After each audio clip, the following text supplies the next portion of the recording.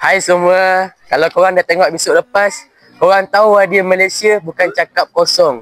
Nak satukan tanah Melayu, Singapura, Sabah dan Sarawak semuanya kena ada hitam putih. Hari ini kita cerita pasal dokumen paling penting, Perjanjian Malaysia 1993.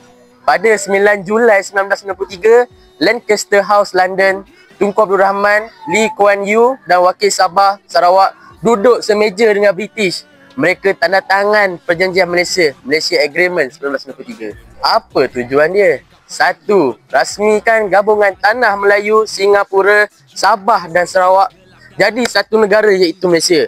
Brunei asalnya nak sertai tapi tarik diri saat akhir sebab isu royalty, minyak dan kuasa sultan. Perjanjian ni tak sekadar satukan tanah, ia juga lindungi hak Sabah dan Sarawak.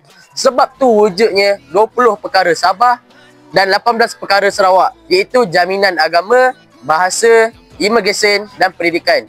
Mereka tak mau hilang identiti. Sebab tu sampai hari ni, kalau orang Semenanjung nak masuk Sabah dan Sarawak, kena isi borang imigresen. Itu semua hasil dari perjanjian ni untuk jaga hak rakyat tempatan. Tapi jalan ke pembentukan Malaysia tak mudah. Indonesia di bawah Presiden Soekarno membantah keras, maka lahirlah konfrontasi. Filipina pun tuntut Sabah. Sebab tu perjanjian ni penting, jadi bukti sah di mata dunia.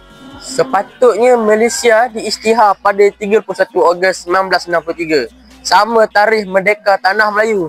Tapi ada masalah, iaitu pungutan suara di Sarawak lambat siap dan konfrontasi pula meletus. Jadi akhirnya Malaysia rasmi lahir pada 16 September 1963. Bayangkan, tanpa Perjanjian Malaysia, tak ada asas undang-undang Malaysia wujud. Inilah dokumen yang ikat kita sampai hari ni. Sebab tu kalau sebut pasal hak Sabah dan Sarawak, orang rujuk balik pada perjanjian ini. Sebab tu 16 September tak sama macam 31 Ogos. 31 Ogos, tanah Melayu merdeka. 16 September lahirnya Malaysia, satu negara yang satukan Semenanjung, Sabah dan Sarawak. Itulah sebab kita sambut Hari Malaysia, untuk ingat bagaimana negara ini dibina atas kertas dan muafakat. Jadi, Perjanjian Malaysia 1963 bukan sekadar kertas. Ia simbol kesepakatan, simbol kepercayaan dan simbol harga diri rakyat Malaysia.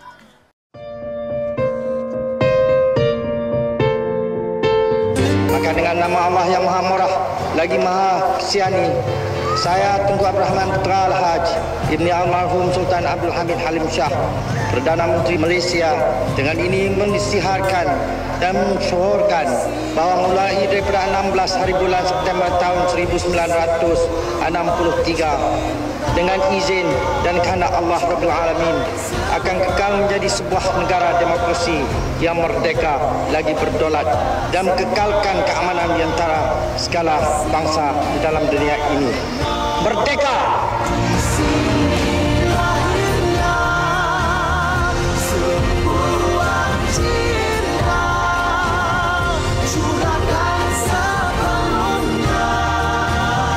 Jasa dan budi kita, ayolah berbakti. Kalau suka cerita sejarah macam ni, jangan lupa like, share dan subscribe. Jumpa lagi dalam episod seterusnya. Assalamualaikum dan terima kasih menonton.